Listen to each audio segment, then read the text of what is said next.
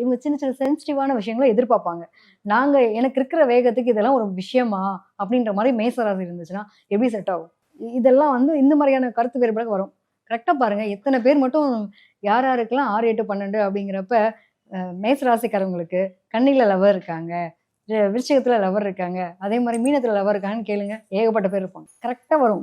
முட்டிக்கிட்டுனாலும், அடிச்சு முழுகிட்டுனாலும் நாங்க இருக்கோங்க. வேற வழி இல்ல. நெறைய பேர் நாங்க கல்யாணமே பண்ணிட்டோம். ஆனாலும் எதையும் மாத்த முடியாது. அட்ஜஸ்ட் பண்ணி போயிட்டுருக்கோம். அப்படிங்கிற நிலைமைக்கு வரும். காதலிக்கிற ஆண் வந்து என்ன மாதிரியான பெண்ண செலக்ட் பண்ணுவாங்க? பொதுவா இவங்கள மாரியே இருக்கணும் அப்படின்னு எதிர்பார்ப்பாங்க. அதாவது நான் ரொம்ப கரெக்ட்டா இருக்கேன் இல்லையா? என்னைய மாரியே கரெக்ட்டா இருக்கணும் அந்த பொண்ணு. நான் வந்து ரொம்ப குடும்பத்துக்கு இம்பார்ட்டன்ட் குடுப்பேன். அந்த மாரி என்னோட ஃபேமிலிய ரொம்ப கேரிங் எடுத்துக்கணும். அப்படிங்கிற மாரியான விஷயங்கள அவங்க எதிர்பார்ப்பாங்க. பட் ஆனா அது கரெக்ட்டா அமையுமா? அப்படிங்கிறது அவங்களுடைய தனிப்பட்ட முறையில ஜாதகத்துக்கு நம்ம ராசிக்கான ஒரு குணாதிசயங்களா சொல்றோம். இத தாண்டி அவங்களுடைய பார்ட்னர் அப்படின்னா, நீங்க 7ஆம் இடம் அப்படியே சுக்கிரன் எடுத்துக்கோங்களேன்.